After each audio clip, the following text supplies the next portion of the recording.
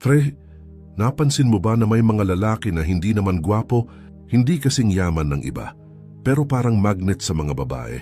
Yung tipong kahit hindi sila effort mag-text o mangligaw, may kakaiba sa aura nila na parang natural na nakakakuha ng atensyon. Samantalang may ibang lalaki na halos ibigay na lahat, oras, pera, at effort, pero parang mas lalo lang nawawala sa radar ng babae.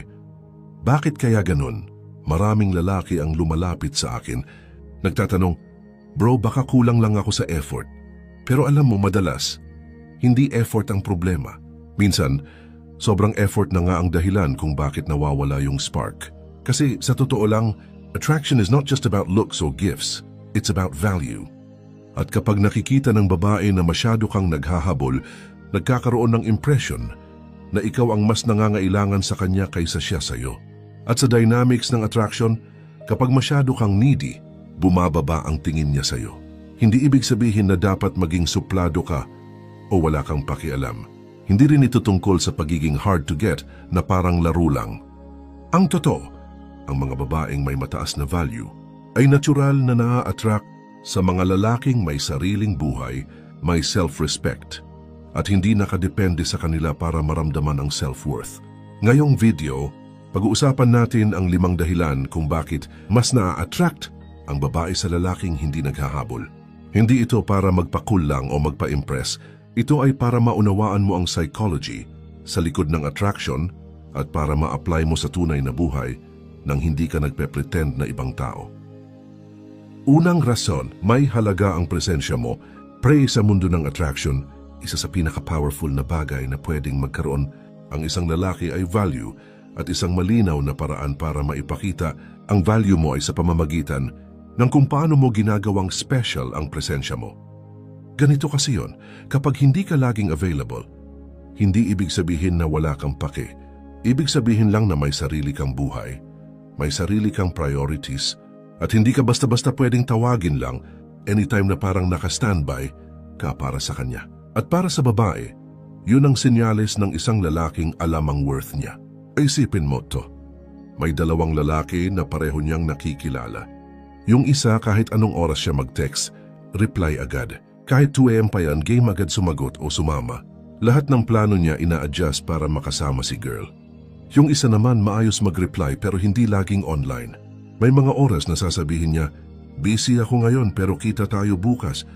Kapag nagkita sila, present siya, pero hindi 24/7 available. Alin sa tingin mo ang mas magtatagal sa isip ng babae? Malaki ang chance na yung pangalawa kasi hindi siya overexposed. Kapag lagi kang andyan, nawawala yung sense of excitement. Parang favorite mong dessert. Kung araw-araw mo siyang kinakain, kahit gaano kasarap, darating yung araw na mababawasan yung thrill. Pero kung paminsan-minsan lang, mas nai-excite ka. Ganon din sa presensya mo bilang lalaki. The psychology behind this. Sa utak natin, may tinatawag na scarcity principle. Kapag bihira o mahirap makuha ang isang bagay, mas tumataas ang perceived value nito. Hindi dahil gusto mong maging mahirap abutin, kundi dahil natural na hindi ka lagi available, nagmumukha kang mas valuable. Ito rin ang dahilan kung bakit nakikita ng babae na may depth ka. Kung laging ikaw ang nauuna sa lahat ng bagay, minsan naiisip niya, ito na ba lahat ng ginagawa niya sa buhay? Pero kung minsan ay busy ka sa trabaho, sa passion projects mo o sa hobbies mo, makikita niya na ikaw ay isang taong may direksyon at hindi lang umiikot sa kanya ang mundo mo. Pero bro, take note, hindi ito tungkol sa pagiging ghoster o cold. Hindi ka mawawala lang para magpamiss. Ang ibig sabihin nito, natural na binibigyan mo ng priority ang sarili mong growth.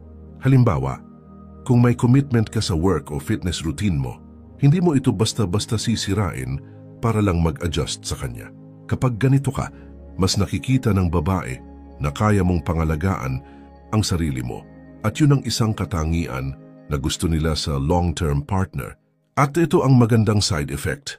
Kapag nagkikita kayo, mas meaningful yung moments. Dahil hindi kayo laging magkasama, mas na-appreciate niya yung oras niyo together. At yun, pre, ay mas malakas pa sa kahit anong sweet message na kaya mong ipadala araw-araw. Pangalawang rason, mas nagiging misteryoso ka. Pre, isa sa pinakamalakas na driver ng attraction ay mystery. Hindi ko sinasabi na dapat ka magtago ng mga sikreto na parang spy movie, pero iba yung impact kapag hindi alam ng babae ang lahat tungkol sa'yo sa unang linggo o unang buwan. Isipin mo ganito. Kapag may pelikula kang pinapanood na na-spoil na lahat ng twist, nawawala yung thrill. Ganon din sa tao. Kung lahat ng bagay tungkol sa'yo ay nailatag mo na agad yung mga sikreto mo, mga routine mo, mga insecurities mo, wala nang mai-explore yung babae.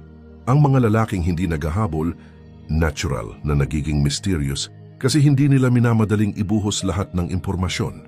Hindi ito dahil nagmamatigas, kundi kasi busy sila sa sariling buhay. May mga bagay silang ginagawa na hindi umiikot lang sa babae.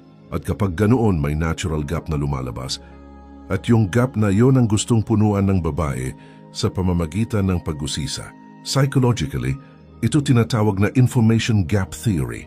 Kapag may kaunting hindi alam ang isang tao tungkol sa'yo, mas nagiging curious siya at kapag curious siya, mas madalas kanyang iisipin. Kaya imbes na ikaw ang laging nagme-message, hayaan mong siya ang magtanong, saan ka busy lately? O ano ginagawa mo kahapon? Pero tandaan pre, hindi ito pagiging pa-hard to get para lang magpa-impress. Dapat totoo yung life mo, may goals ka, may hobbies ka, at may ibang bagay kang pinapahalagahan bukod sa relasyon. Kasi kung wala ka talagang ginagawa at nagpapanggap ka lang na busy, eventually mahahalata yun. Maganda pa dito, kapag may mga kwento ka na binibitawan mo lang paminsan-minsan, mas tumitindi ang epekto. Halimbawa, bigla mong nabanggit na may hiking trip ka next week o kaya may sideline project ka, napapaisip siya, ay interesting pala siya, may buhay siya na hindi ako kasama. At pre, yun ang isa sa pinaka-attractive na bagay para sa babae, yung makita niyang hindi siya ang tanging source ng kasiyahan mo. Pangatlong rason, mas malakas ang dating ng kumpiyansa mo. Pre, aminin natin, confidence is king at madalas, hindi ito nakikita sa damit mo, sa kotse mo, o sa laki ng katawan mo. Nakikita ito sa kung paano ka magdala ng sarili mo. At isa sa pinakamalaking indikasyon ng kumpiyansa ay yung kakayahan mong maging kalmado kahit hindi mo hawak ang lahat ng sitwasyon. Kapag hindi ka naghahabol sa babae, nagpapakita ka ng tiwala sa sarili. Para kasing sinasabi mo, alam ko ang value ko. Kung magustuhan mo ako, ayos. Kung hindi, ayos pa rin. At sa totoo lang pre, yun ang tipong lalaki na gustong-gusto ng babae yung hindi natitinag kahit hindi siya ang sentro ng atensyon. Bakit ito attractive? Dahil karamihan sa mga lalaki, kapag may gusto silang babae, biglang nawawala ang composure. Tipong kapag hindi nag-reply agad si girl, magpapanik na. Kapag hindi siya inimbita sa lakad, maiinis o magseselos. Pero ang lalaking confident, hindi niya pinipilit ang sarili sa bawat eksena. Alam niyang sapat siya at hindi niya kailangang mag-oversell. Isipin mo na lang, kung ikaw ay isang leader na may importanteng mission, magmukha ka bang leader kung takot kang maiwan o mawala ng approval? Hindi, di ba? Ang totoong confident, kalmado kahit wala sa kanya ang spotlight. At ang maganda pa dito, yung kumpiyansa na ganito ay hindi nagyayabang. Hindi ito look at me, I'm the best. Mas subtle siya nasa tono ng boses mo, sa relax mong kilos, sa paraan ng pakikipag-usap. Halimbawa kapag nagkita kayo, hindi ka kinakabahan na may awkward silence. Alam mo kung paano mag-handle ng usapan. Pero hindi mo rin kailangang punuin ng salita yung bawat segundo. Real talk pre. Kapag hindi ka masyadong naghahabol, binibigyan mo ang sarili mo ng pagkakataon na magpakita ng tunay na confidence. Hindi dahil wala kang pake, kundi dahil alam mo na ang attraction ay hindi galing sa pangungulit, kundi sa kung paano ka nagdadala ng sarili mo. At tandaan mo, confidence is contagious. Kapag ramdam ng babae na secure ka sa sarili mo, mas naiengganyo siyang makasama ka. Kasi ang mga tao, lalo na ang babae, natural na naa-attract sa taong nagbibigay ng feeling ng stability at security at yon, pre ay hindi makukuha sa isang lalaking sobrang habol ng habol. Pang-apat na rason, nagkakaroon siya ng respeto sa iyo. Pre, isa sa pinaka-underrated pero pinakamahalagang bahagi ng attraction ay respeto. O pwedeng magustuhan ka ng babae sa itsura mo o sa karisma mo, pero kung wala siyang respeto sa iyo bilang tao, mabilis ding mawawala yung interest niya. Kapag hindi ka naghahabol, mas may chance na makuha mo yung respeto na yun. Bakit? Kasi ipinapakita mo na may boundaries ka, may standards ka, at hindi mo ibibigay lahat ng oras at atensyon mo kung hindi rin siya willing magbigay ng effort pabalik. Ganito kasi yon. May mga lalaki na sa sobrang gusto nilang makuha ang isang babae, nakakalimutan na nila yung sariling prinsipyo. Kahit hindi sila komportable sa isang bagay, sige lang. Kahit nilalapastangan na yung oras at energy nila, wala lang. Ang resulta, nawawala yung respeto ng babae kasi nakikita niya na kaya kanyang paikutin kahit kailan niya gusto. Pero iba kapag marunong kang maglagay ng limit. Halimbawa, kung busy ka sa trabaho at hindi ka agad makakasama, hindi mo pipilitin ang sarili mo na iwan lahat para lang sa kanya. Kung may sinabi siya na medyo nakakainsulto, hindi ka tatahimik lang maglalagay ka ng maayos, pero malinaw na boundary. Sa ganitong paraan, pinapakita mo na hindi ka lang basta umaasa sa atensyon niya para ma-validate ang sarili mo. At pre, ito yung type ng lalaking hindi lang cute sa paningin ng babae, kundi serious yung tipong worth ng long-term investment. Psychology side nito.